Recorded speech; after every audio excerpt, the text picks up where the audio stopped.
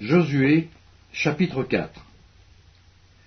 Lorsque toute la nation eut achevé de passer le Jourdain, l'Éternel dit à Josué, « Prenez 12 hommes parmi le peuple, un homme de chaque tribu. Donnez-leur cet ordre. Enlevez d'ici, du milieu du Jourdain, de la place où les sacrificateurs se sont arrêtés de pied ferme, 12 pierres, que vous emporterez avec vous, et que vous déposerez dans le lieu où vous passerez cette nuit. » Josué appela les 12 hommes qu'il choisit parmi les enfants d'Israël, un homme de chaque tribu. Il leur dit, « Passez devant l'arche de l'Éternel, votre Dieu, au milieu du Jourdain, et que chacun de vous charge une pierre sur son épaule, selon le nombre des tribus des enfants d'Israël, afin que cela soit un signe au milieu de vous. Lorsque vos enfants demanderont un jour, « Que signifient pour vous ces pierres ?» vous leur direz, « Les eaux du Jourdain ont été coupées devant l'arche de l'alliance de l'Éternel. Lorsqu'elle passa le Jourdain, les eaux du Jourdain ont été coupées, et ces pierres seront à jamais un souvenir pour les enfants d'Israël. » Les enfants d'Israël firent ce que Josué leur avait ordonné. Ils enlevèrent 12 pierres du milieu du Jourdain, comme l'Éternel l'avait dit à Josué, selon le nombre des tribus des enfants d'Israël. Ils les emportèrent avec eux et les déposèrent dans le lieu où ils devaient passer la nuit.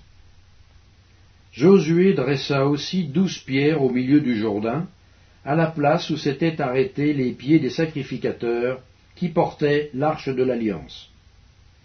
Et elles y sont restées jusqu'à ce jour.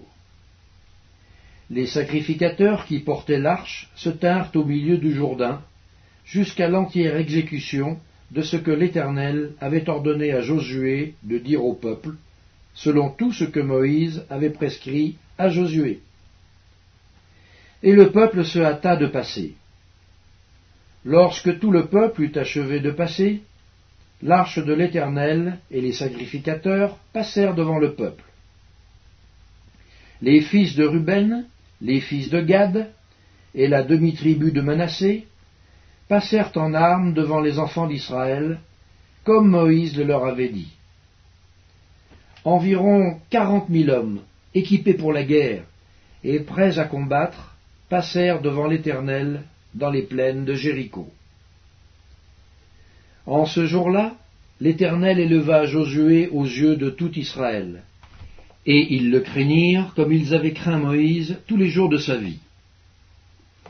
L'Éternel dit à Josué, « Ordonne aux sacrificateurs qui portent l'arche du témoignage de sortir du Jourdain. » Et Josué donna cet ordre aux sacrificateurs, « Sortez du Jourdain. » Lorsque les sacrificateurs qui portaient l'arche de l'alliance de l'Éternel furent sortis du milieu du Jourdain, et que la plante de leurs pieds se posa sur le sec, les eaux du Jourdain retournèrent à leur place et se répandirent, comme auparavant, sur tous ses bords. Le peuple sortit du Jourdain le 10e jour du 1er mois, et il campa à Gilgal, à l'extrémité orientale de Jéricho. Josué dressa à Gilgal les 12 pierres qu'il avait prises du Jourdain. Il dit aux enfants d'Israël, « Lorsque vos enfants demanderont un jour à leur père, « Que signifient ces pierres ?» vous en instruirez vos enfants et vous direz, « Israël a passé ce Jourdain à sec, car l'Éternel, votre Dieu, a mis à sec devant vous les eaux du Jourdain, jusqu'à ce que vous eussiez passé, comme l'Éternel, votre Dieu, l'avait fait à la mer Rouge, qu'il mit à sec devant nous, jusqu'à ce que nous eussions passé, afin que tous les peuples de la terre sachent que la main de l'Éternel est puissante, et afin que vous ayez toujours la crainte de l'Éternel, votre Dieu. »